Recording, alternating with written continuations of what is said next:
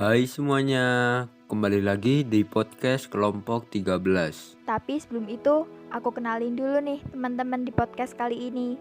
Ada aku, Bernardina Renata Naomi dari kelas 11 IPS 2, ada Novelani Ayubaiti dari kelas 11 IPS 1, ada Nugraha Sidi dari kelas 11 MIPA 2, dan terakhir ada Pasca Yoga dari kelas 11 MIPA 3.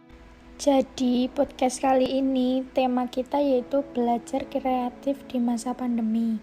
Karena kita kena dampak pandemi, mau nggak mau kita harus belajar secara mandiri dan tentunya mengembangkan cara belajar yang kreatif supaya nggak bosan. Kalian penasaran kan apa aja yang mau kita bahas di sini? Kalau gitu dengerin podcast kami dari awal sampai akhir ya. Gimana nih kalian selama masa pandemi gini? Kalau aku di masa pandemi ini, kayaknya nggak banyak hal yang bisa dilakuin deh. Semuanya serba di rumah. Tapi jangan salah loh, walaupun di rumah ada kok hal yang bisa dilakuin sendiri kayak olahraga. Emang olahraga apa? Pencak silat. Kalian tahu kan pencak silat itu salah satu warisan budaya Indonesia. Olahraga ini bisa dilakuin di rumah karena termasuk gampang. Contohnya lakuin pasang kuda-kuda, sikap pasang dan pukulan ringan. Dari situ aja udah bisa bikin badan kita gerak. Selain sebagai olahraga, pencak silat juga bisa dibilang termasuk ke dalam aspek mental dan spiritual, di mana kita bisa menumbuhkan rasa percaya diri. Aspek seni budaya contohnya unsur pencak silat di suatu tarian dan aspek seni bela diri untuk melindungi diri juga loh. Selain itu ada karakter yang bisa kita bentuk dari pencak silat, contohnya menumbuhkan rasa percaya diri, menumbuhkan sportivitas, dan menumbuhkan kemampuan bersosialisasi. Wah, gara-gara kamu nih, aku jadi pengen nyoba pencak silat sendiri. Selain itu kalau gerak itu artinya otot dan tulang bekerja sama kan? Tulang sendiri adalah alat gerak pasif, sedangkan otot merupakan alat gerak aktif. Aku tambahin sekalian biar kalian semua pada tambah wawasan juga sih. Kan kalau mekanisme kerja otot itu diawali dengan adanya rangsangan pada tulang sumsum belakang yang akan diteruskan ke otot. Nah, otot kan memiliki kemampuan untuk berkontraksi dan berelaksasi yang mendukung gerakan hewan atau manusia. Nah, gerakan tersebut terjadi karena adanya perubahan pengaturan susunan aktin dan miosin dalam otot. Kurang lebih seperti itu sih kalau yang aku tahu. Aku jadi keinget sesuatu deh. Apa tuh? Kemarin paman aku baru aja ngelamar pekerjaan sebagai guru olahraga di kota tempat beliau tinggal. Dan aku ikut bantu ngerjain. Tapi bedanya, sekolah paman aku mengharuskan pakai bahasa Inggris. Oh iya, isi dari job application-nya apa emang?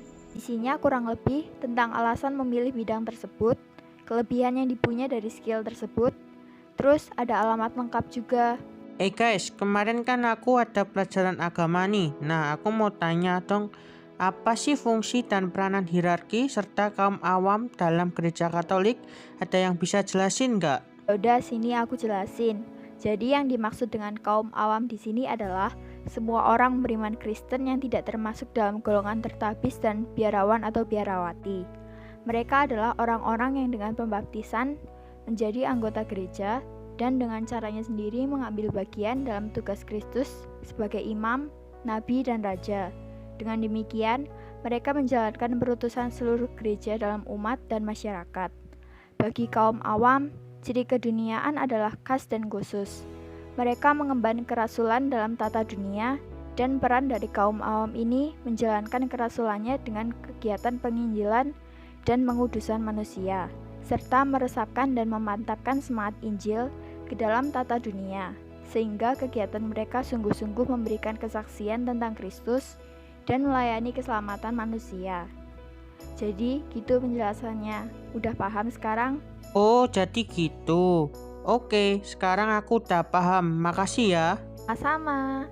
Oh iya teman-teman, aku mau tanya juga nih tentang faktor-faktor yang mempengaruhi laju reaksi menggunakan teori tumbukan itu apa sih? Kok kurang jelas ya? Tolong jelasin dong. Gantian deh aku yang jelasin. Jadi, laju reaksi adalah cepat lambatnya suatu reaksi berlangsung, di mana laju reaksi dapat dinyatakan sebagai perubahan konsentrasi bereaksi atau hasil reaksi dalam satuan waktu. Adapun faktor-faktor yang mempengaruhi yaitu 1. Konsentrasi, 2. Suhu, 3. Luas permukaan zat. Hubungannya yaitu ada kaitan antara efek suhu terhadap laju reaksi.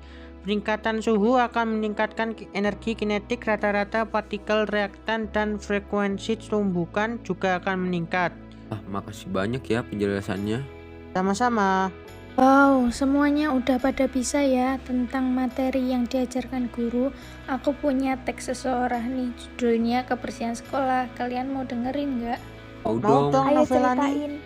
Ini aku ceritain tapi intinya aja. Jadi seseorang yang aku baca itu isinya tentang kita yang harus menjaga kebersihan karena lingkungan sekolah. Karena sekolah dan lingkungan sekitar merupakan tempat menggantungkan hidup semua manusia agar bumi juga tetap bersih. Wah, walaupun intinya singkat, tapi ngena banget ya. Ngomongin soal seseorang tentang kebersihan sekolah, aku jadi ingat materi geografi. Kalian tahu kan hewan kayak tikus, kadal, dan ular? Hewan-hewan itu tadi termasuk dalam salah satu contoh mamalia dari jenis fauna asiatis yang ada di bagian Indonesia Barat loh, meliputi Pulau Sumatera, Jawa, Bali, dan Kalimantan. Dipikir-pikir, kalau kita nggak bisa jaga kebersihan sekolah, bisa-bisa muncul hewan-hewan semacam itu di tumpukan sampah.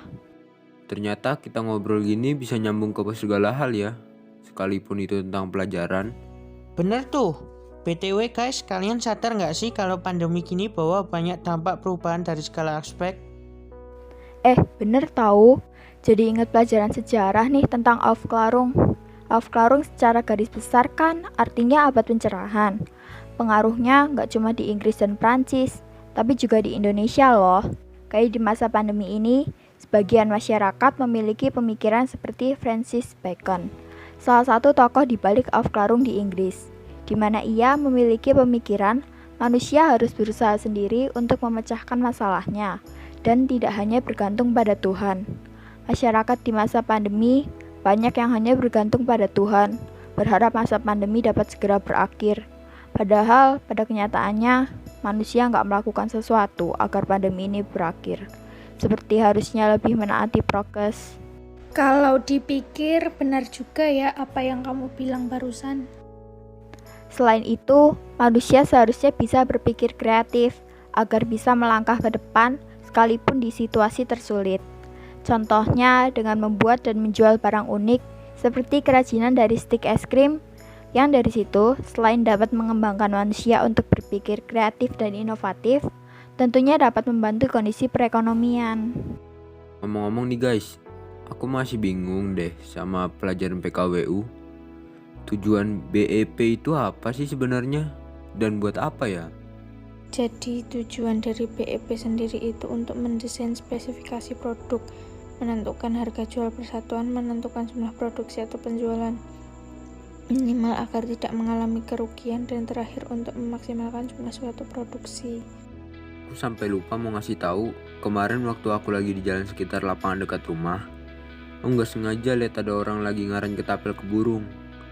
Lihat itu, aku jadi ingat pelajaran fisika yang pernah diajarin sama guru tentang sifat elastisitas. Ketika orang itu hendak menembak burung dengan ketapel misalnya, karet ketapel terlebih dahulu diregangkan atau diberi gaya tarik. Akibat sifat elastisitasnya, panjang karet ketapel akan kembali seperti semula setelah gaya dihilangkan. Ternyata juga banyak banget hal-hal yang kita bahas di podcast ini ya. Wah, nggak kerasa ya, udah di penghujung aja. Terima kasih buat teman-teman yang udah bersedia dengerin curhatan kita atau celotehan kami. Sekian podcast kelompok 13, sampai jumpa di lain waktu. Bye-bye.